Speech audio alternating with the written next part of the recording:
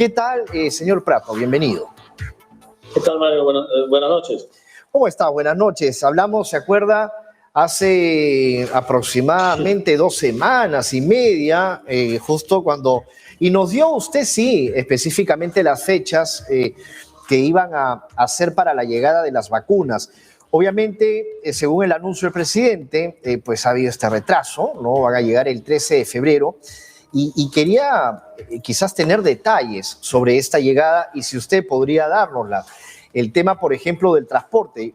En un comienzo iba a ser por KLM, Air France, pero finalmente ahora va a ser por otra línea aérea seguramente o por la misma, y si es que o se va a enviar algún avión desde aquí, desde Perú, o un avión de carga es el que va a traer las vacunas para esa fecha. ¿Ya se tiene ya listo el avión?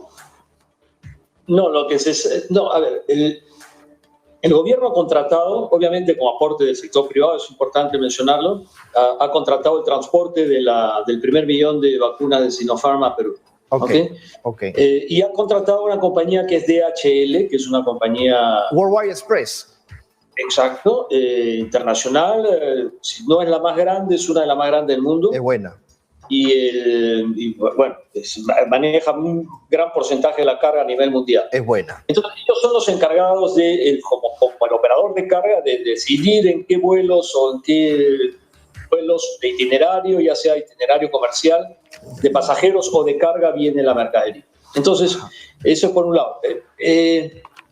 Se dice también que han habido cambios de itinerario, por eso iba a salir el 9, después dijeron por ahí, la prensa dijo que de repente llegaba el 7, ahora resulta que viene el 13. Confiamos en que DHL va a manejar el tema. Pero por otro lado, algo importante también, que la misma empresa dijo que ellos no tenían ningún problema, que el problema es que todavía no les habían entregado la mercadería. Entonces ahí sí hay un poco de distorsión en los mensajes, ¿no? A mí no me preocupa tanto la llegada del 1.000.000 de vacunas, porque va a llegar el 13 o de repente el 11 o el 15, pero va a llegar. Eso está confirmado. Pero dentro de febrero. Dentro de febrero. Sí.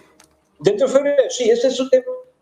Hay que entender también que en esta pandemia los vuelos se han reducido a lo mismo, ¿no? Europa está con tercera ola, nosotros segunda ola. Entonces, la situación está complicada, los vuelos se restringen, entonces y si viene un vuelo en carga o en avión de pasajeros, peor aún, es más difícil programar los vuelos. A mí me preocupa más que si es que va a haber suficientes dosis para vacunar a 15 millones de personas antes de julio. Eso para mí es lo más importante, porque vemos que solamente tenemos 3 millones de Sinopharm, si es que llega las 500.000 en febrero y las 1,5 millones en marzo, hay 3 millones, después acaban de anunciar 5 millones en el primer semestre de Pfizer. Estamos hablando de 8 millones de vacunas, ¿no? Y no hay más. Eso es lo único que hay. Falta ver cuánto llegaría de Sinopharm entre abril y junio. Y ahí es donde debería estar el grueso de las dosis que se necesitan. Si no, no vamos a llegar a los 10 o 15 millones que dijo la primera ministra. Ese es el tema, el principal. Y hemos insistido desde el mes de junio del año pasado que hay que cerrar acuerdos, pero no se cierra ningún acuerdo. O sea, se acaba de cerrar el acuerdo con Pfizer, lo cual me parece bien, porque han duplicado el número de dosis de 9.9 a 20. Es bueno porque es una vacuna genética que tiene más cobertura de las variantes y las cepas, entonces la Pfizer le da más variedad al portafolio de vacunas, que también fue lo que dijimos. Debería haber 4 o 5 vacunas por lo menos, o por 4 o 5 compañías con las cuales hayamos firmado acuerdos. Claro, ahora, ¿cómo sería el sistema de vacunación? O sea, el método de vacunación. Ya más o menos se tiene pensado cómo se haría, dónde se haría, o sea, dónde se realizaría. ¿Sería en las casas? Quizás serían en los centros de salud primero. Tengo entendido que hay 3 fases. Es un dato que me han pasado. Quería corroborarlo con usted.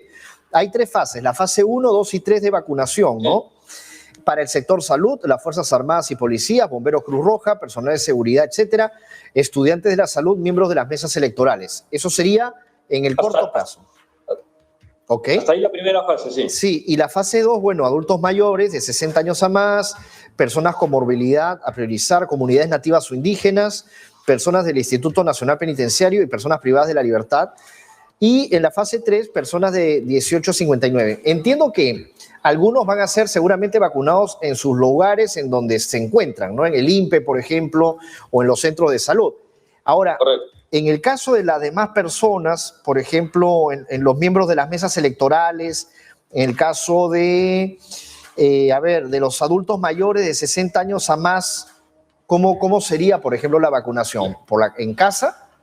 No, en este momento se encuentra, ya se ha montado durante la semana anterior el equipo de la Secretaría Técnica del proceso de vacunación, que lo está dirigiendo el señor Carlos Neuhaus. Ajá. Él ha formado un equipo de expertos en logística, justamente en logística, en planificación, y está con gente que él ha llevado de los Juegos Panamericanos, los cuales tienen mucha experiencia en el tema de planificación, más la gente del MINSA, el área de inmunizaciones y todo un equipo de MINSA, y están exactamente planificando cómo va a ser el proceso de vacunación.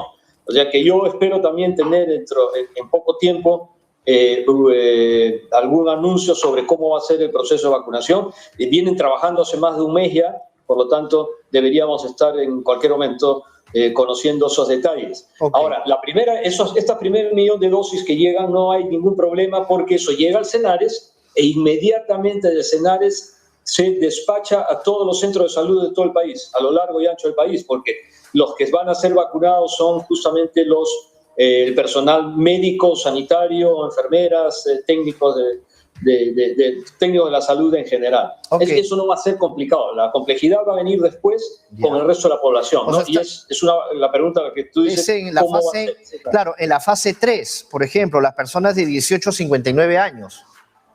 De acuerdo, eso va a ser lo más complicado. Ahora, se están evaluando, se tienen los padrones de todo, hay un software de geolocalización que junta varias fuentes de información, desde la RENIEC hasta quizás todo lo que son municipios, claro, para ubicar a las personas y dirigirse directamente a las personas, probablemente sea asignarles un lugar de vacunación, empezando obviamente por los mayores. Claro, ¿no? O como quizás como un empadronamiento, ¿no? O por ahí, exacto, cuando van a casa por casa y hay que esperar, por ejemplo, cierta hora, de repente en un día, ¿no? Que se puedan hacer en una semana, en donde haya inamovilidad quizás, ¿no? De las personas entre 18 y 59 años. Exacto, eso es exactamente lo que se está diseñando en este momento, y aparte acá no es tan fácil, porque no es una vacunación de cualquier otra, que es una sola dosis. Ajá. Acá hay que entender que son 2 dosis, por lo tanto, hay que ubicar dentro de 3 semanas o 4 semanas, según la vacuna, a la misma persona para ponerle la misma vacuna, porque no vaya a ser una de Sinopharm, otra de Pfizer, y entonces tiene que ser la misma vacuna, la misma persona. Claro. Entonces, este proceso de vacunación va a requerir cierta atención y es un poco o más complejo que una vacunación común y corriente. Ahora, señor Prato, de hecho que deben de tener la ayuda de la RENIEC, obviamente, para esto. Y en cierta forma, ahora que estamos cerca también a las elecciones, por ejemplo, el 11 de abril, hay un registro ya de las personas que hasta se han inscrito para ver el local de votación, ¿no? O sea, el local de votación más cercano. También de acuerdo a eso, ¿no? Quizás por ahí la OMPE podría ayudar también a la identificación de las edades, ¿no? No, exactamente. Y lo que tú has dicho es exactamente.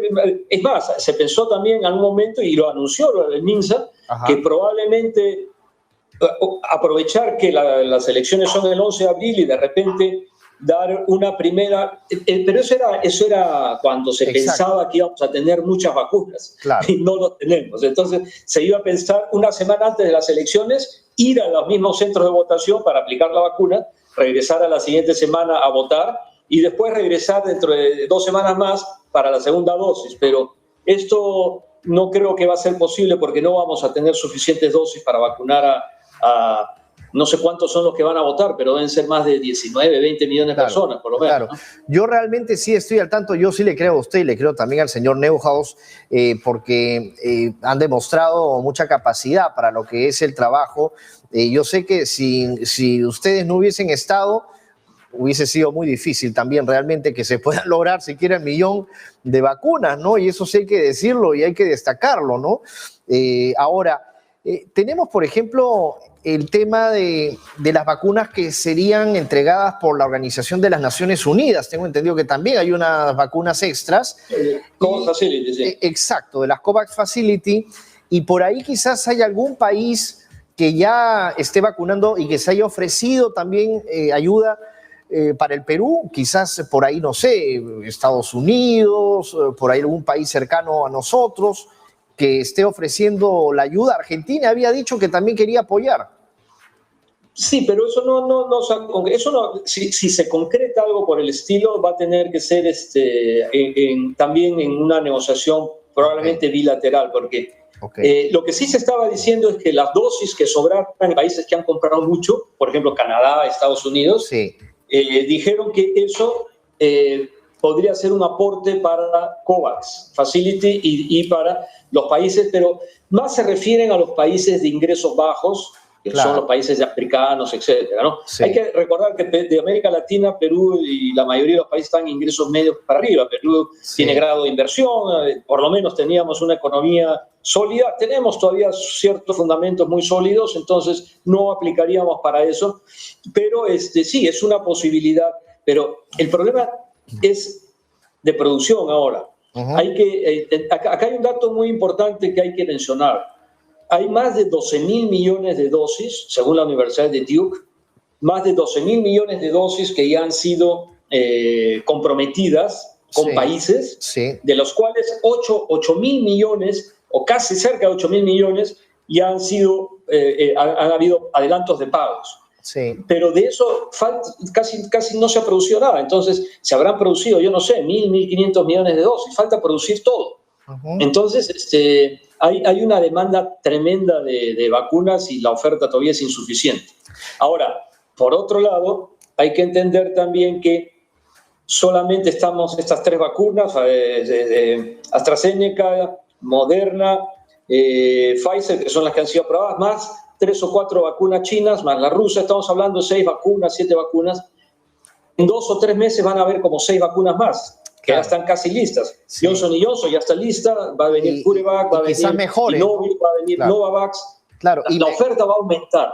Y quizás mejores vacunas, ¿no? Obviamente. De todas maneras van a ser mejores, porque las que van a venir van a ser mejores, con mejores tecnología más moderna. Seguro, claro. Entonces, eso va a cambiar un poco. Lo que sí tenemos que estar seguros es que con lo que nos vacunemos este año, si vamos a tener que repetir una dosis en 12 meses, 18 meses, tipo la vacuna influenza, las siguientes vacunas dentro de 1 año o dentro de 3 años van a ser totalmente diferentes, ¿no? Y de hecho que van a entregar seguramente una tarjetita de vacunación, ¿no? En donde se va a colocar la primera vacuna y luego de ahí la segunda, ¿no? Como las que se hacen, por ejemplo, cuando uno tiene que viajar, ¿no? A lugares en donde hay pandemias, en donde hay, por ejemplo, algún tipo de problema, ¿no? De salud, entonces. O algún aplicativo de celular. Estos smartphones, estas cosas. Correcto. Algo de eso va a tener que ser de todas maneras. Hay un aplicativo de Perú en tus manos, tengo entendido, ¿no? Por ahí quizás también se pueda trabajar ello, ¿no? Para no estar gastando tanto, ¿no? Quizás también. Sí, hay varias formas. Eso yo creo que a mí no me preocupa tanto el tema logístico. A mí lo que me preocupa es que necesitamos vacunas. Sí. Necesitamos dosis que no tenemos porque no hicimos las cosas cuando se debieron hacer. Entonces necesitamos ahora acelerar el paso y firmar más acuerdos. Se sigue negociando con Johnson & Johnson, se sigue negociando con Moderna, se sigue negociando con CureVac, se sigue negociando con Gamaleya de Rusia, pero yo no veo que haya acuerdos firmados. La primera buena noticia fue hoy día, la de Pfizer, ¿no? Sí, claro. Pero falta más. Sí, ahora la Sputnik, esta rusa, ¿qué tal es? Porque también, creo yo, estaba en algunos países. ¿Podría venir? No había mucha información. Ya. Pues bueno, porque no había. Ya. No la comunicaban. Pero acaba de ser publicado unos papers en la revista The Lancet, Ajá. donde dicen que tiene una eficacia del 91.6 o 91.8, no recuerdo, Ya. que es buenísimo, ¿no? Está por encima de 90. Ajá. Es muy buena eficacia, por Ahora, lo tanto está bien. sí. Señor, Es aparentemente una buena vacuna y hay que seguir negociando. sí, señor Prato, ahora, por favor, permítame dos últimas preguntas, ¿no? Sí, porque la Unión Europea también había dicho, por ejemplo, ha desmentido de que ellos quisieran pues acaparar todo en el tema de las vacunas. Se decía que la Unión Europea había comprado una cantidad enorme de vacunas, ¿no? Y ha salido a desmentir esto, ¿no? Porque dicen ellos son los que quieren ayudar también al mundo, pues, ¿no? Pero bueno, ¿qué se sabe de esto? Porque... No, sí, bueno, lo que pasa es que salió también un estudio del área de inteligencia, de la división de inteligencia de The Economist, sí. donde apuntaban a sensibilizar, para usar una palabra suave, a los países desarrollados de que estaban acaparando vacunas. Entonces ellos han salido un poco a desmentir eso, pero eso no hay ningún secreto. Ahí uno ve en el listado los países que han comprado más de lo debido, ¿no? Canadá ha comprado 9 dosis por habitante, si necesitas 2, por ejemplo. Es más, dice Estados Unidos, 5 o 6. Sí, y se van a vender en farmacias, ¿no? Como en farmacias conocidas de ciudad, ¿no? O sea, CVS Pharmacy, Walgreens y todas las demás que hay allá, hasta en Walmart. Pero, ojo, esas son vacunas que no son... el gobierno ha hecho un acuerdo con las cadenas de farmacia, él les da las dosis de las vacunas y ellos se encargan de hacer el proceso de vacunación. A mí me parece una buena idea, pero yo he conversado con gente en Estados Unidos y me dicen, sí, como teoría es buenísimo, pero el problema es que todavía no hay las suficientes dosis. Recién van a empezar la próxima semana, si no me equivoco. Y una última pregunta. Sí, eso es una buena idea. Sí, exacto. Una última pregunta, señor Prato. No pregunta, sino más bien que usted pudiera dar la tranquilidad también a los ciudadanos, porque hay una corriente de gente que dice que no tiene, por ejemplo, no le tiene confianza a la vacuna. Entonces, hay gente que dice, no, yo no me quiero vacunar, pero quisiera que usted diga y dé quizás esa seguridad, obviamente, a aquellas personas que no la tienen hoy por hoy, de tenerse que vacunar. Sí, no, inclusive hay hasta médicos que dicen de que no se vacunan, ¿no? Felizmente no de este país, ¿no? Sino médicos de otros países que... Hay un movimiento antivacunas desde que se creó la primera vacuna hace, no sé, los chinos dicen que fueron los primeros que crearon la vacuna, pero bueno, en primer lugar, las vacunas no son nuevas, nunca se han probado nada. Hay 2 plataformas de vacunas que son la base de todas las vacunas que conocemos hoy día, que es la del vector viral y la del virus atenuado, que son vacunas la tecnología es exactamente la misma que otras vacunas, por lo tanto no hay absolutamente ningún riesgo en esas vacunas. Bien. Las más dudas son las genéticas, porque el mismo nombre lo dice, ¿no? Las ARN mensajero que te modifican en los genéticamente. Eso es imposible porque la vacuna entra a la célula y la célula tiene 3 componentes, la membrana, y ahí viene el citoplasma y al final el núcleo. La vacuna se queda en el citoplasma porque están los receptores. Para que haya modificación genética tendría que entrar al núcleo y eso es imposible. O sea, la seguridad de las vacunas está más que demostrar. Garantizar. Señor Prato, ha sido muy amable como siempre. Muy buenas noches. Muchas gracias por su participación. No, a ti, Mario, con mucho gusto. Hasta luego. Antonio Prato, del Comando Vacuna, quien ha hablado con nosotros, me dice, Julio,